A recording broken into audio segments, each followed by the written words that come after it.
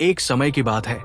उत्तर भारत के एक पहाड़ी कस्बे में एक पुराना स्कूल था, शांति विद्या मंदिर। ये स्कूल 100 साल से भी ज्यादा पुराना था और इसकी इमारत इतनी बड़ी और पुरानी थी कि देखने पर ही डर लगने लगे।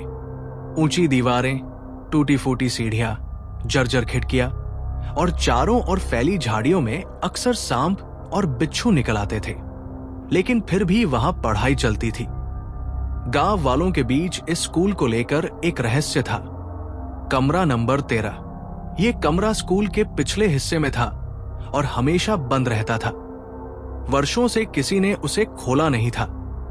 कहा जाता था कि कई साल पहले उस कमरे में एक महिला टीचर की रहस्यमयी मौत हो गई थी, जिसके बाद वो आत्मा बनकर वहां रहने लगी। कक्षा 10 का छात्र राहुल बहुत जिज्ञासु था।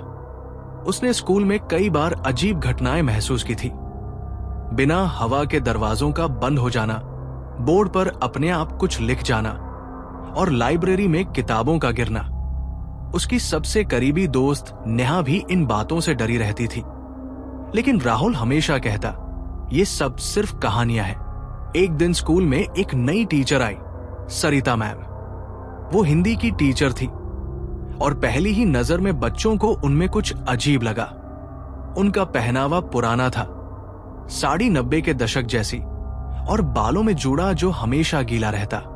उनके कक्षा में आने से पहले ही ठंडी हवा चलने लगती और खिड़कियां खुद ब खुद बंद हो जाती। कुछ ही दिनों में छात्रों ने देखा कि सरिता मैम कभी स्कूल से बाहर नहीं जाती। छुट्टी के बाद भी वे स्कूल में ही दिखती थी। एक बार चौकीदार ने उन्हें रात 11 बजे लाइब्रेरी में बैठे देखा और जब उसने उन्हें आवाज दी, मैम, तो वो पलटी ही नहीं। वो बस एक ही किताब पढ़ रही थी, तंत्र विद्या और आत्माओं का विज्ञान।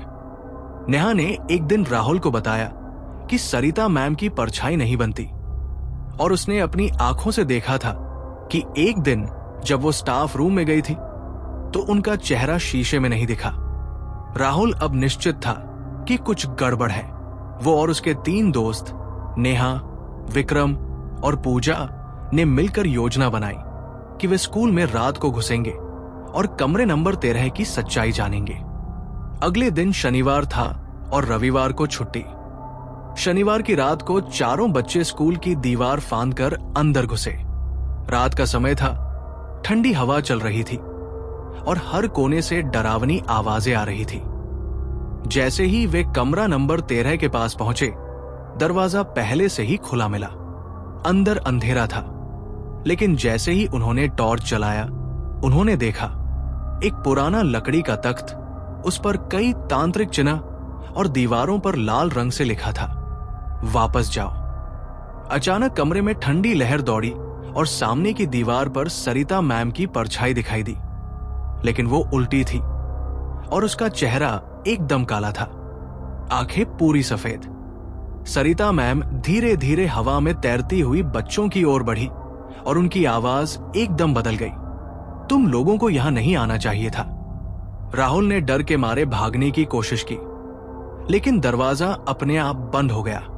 नेहा चिल्लाई, हमें छोड़ दो, लेकिन सरिता मैम अब इंसान नहीं रही थी।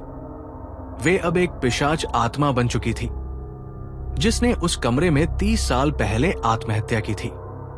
स्कूल ने यह बात दबा दी थी और उसकी आत्मा अब वहां बंद थी, लेकिन अब जब कमरा खोला गया, उसकी आत्मा फिर से जाग चुकी थी। पूजा बेहोश हो गई, विक्रम दीवार से टकरा गया। राहुल और नेहा ने मिलकर दरवाजा तोड़ने की कोशिश की। तभी नेहा की माला जो उसकी दादी ने दी थी, एक पीतल का छोटा त्रिशूल, उसने उसे सरिता मैम की ओर फेंका। जैसे ही त्रिशूल उनके शरीर से टकराया, एक जोरदार चीख सुनाई दी और पूरा कमरा जलने लगा। एक सफेद रोशनी फैली और दरवाजा खुल गया। अगले दिन स्कूल में हड़कंप मच गया। बच्चे बेहोश मिले, सरिता मैम गायब थी। पुलिस आई, जांच हुई, पर कोई प्रमाण नहीं मिला। कमरा नंबर 13 फिर से बंद कर दिया गया। राहुल, नेहा, पूजा और विक्रम ने किसी को कुछ नहीं बताया, लेकिन उन्होंने तय कर लिया कि वे उस रहस्य को कभी नहीं छेड़ेंगे। आज भी अगर कोई बच्चा स्कूल में रात को रुक जाए तो उसे एक महिला की धीमी आवाज सुनाई देती है, हिंदी की क्लास शुरू हो चुकी है, बैठ जाओ। और तब कमरे नंबर 13 का दरवाजा अपने आप खुल जाता है।